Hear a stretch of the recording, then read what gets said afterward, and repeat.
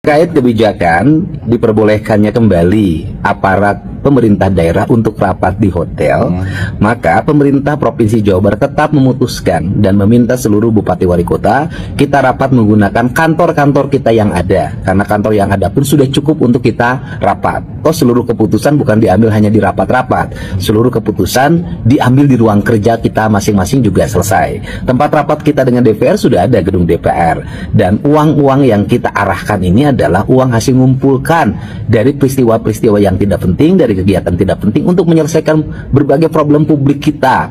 Utang BPJS kita masih 300 miliar, lebih 360 miliar, infrastruktur kita belum selesai semua, anak-anak harus bisa sekolah sampai SMA, jaringan irigasi harus terbangun dengan baik, sanitasi lingkungan harus tertata, rumah rakyat miskin harus terbangun. Seluruh kebutuhan dasar itu hanya bisa dipenuhi kalau kita aparat pemerintah efisien.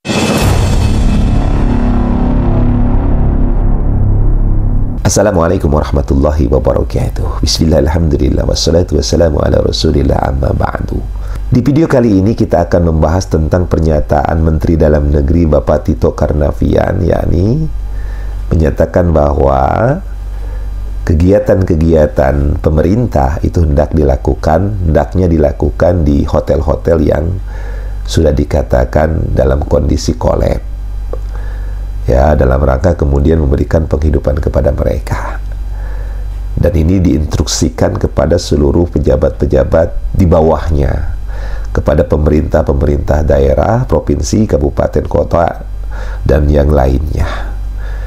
Nah, instruksi ini atau pernyataan ini tentu kontradiktif dengan apa yang dinyatakan oleh Kang Deddy Mulyadi, di mana Kang Deddy Mulyadi sudah jauh-jauh hari itu menyatakan bahwa rapat yang diselenggarakan di Provinsi Jawa Barat, baik di provinsi, kabupaten, dan kota, itu akan dilaksanakan di kantor-kantor mereka, tidak kemudian menggunakan hotel-hotel, dalam rangka efisiensi.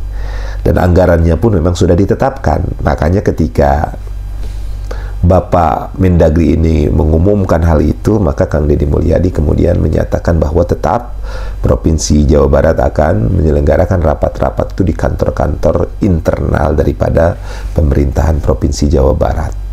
Nah, ini yang dinyatakan oleh Kang Deddy Mulyadi. Lalu pernyataan ini ternyata kemudian direspon oleh Bapak Wakil DPRD Bapak Ono Surono. Nah, untuk lengkapnya bagaimana pernyataan Ono Surono ini, kita akan saksikan pada video berikut ini. Saya itu kan lagi menegaskan untuk kita semua mentaati ya peraturan perundang-undangan. Ini malah pemerintah pusatnya sendiri yang tanpa dasar, tanpa sebab, tiba-tiba menganulir keputusan sebelumnya yang mendorong efisiensi, mengurangi perjalanan dinas, mengurangi rapat-rapat, mengurangi seminar, FGD, bahkan melarang rapat-rapat di hotel. Tiba-tiba Mendagri menganjurkan untuk rapat-rapat di hotel lagi. Di Jawa Barat itu ya sudah tidak ada anggaran untuk rapat-rapat di hotel. Sudah efisiensi betul yang dilakukan oleh Gubernur Jawa Barat. Karena sudah tidak ada anggaran, ya wajar saja KDM menolak mengikuti arahan dari Mendagri untuk rapat-rapat di hotel.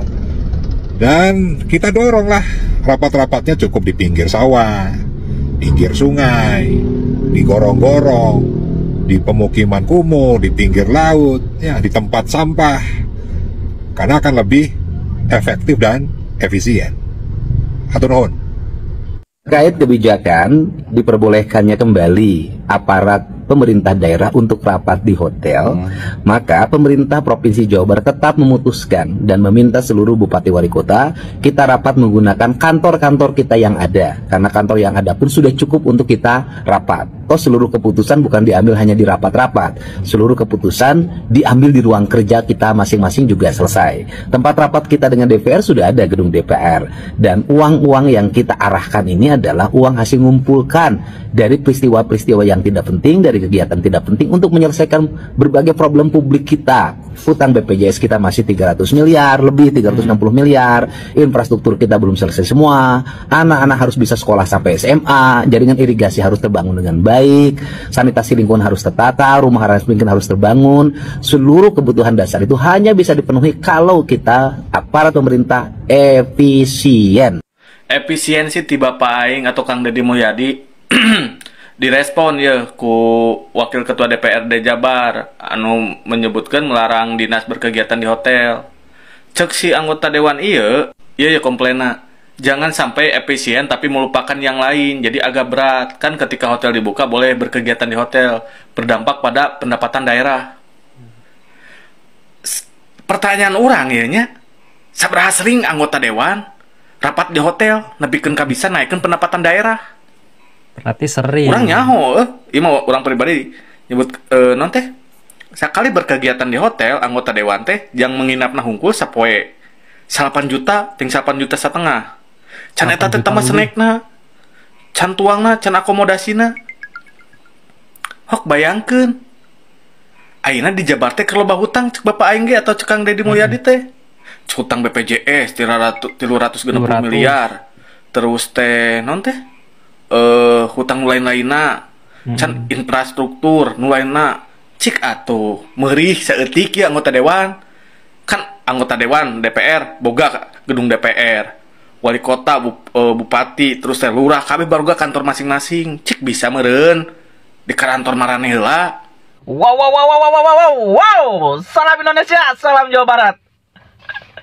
Guys, aing rek protes ke Bapak aing. Ka Bapak Deddy. Ya.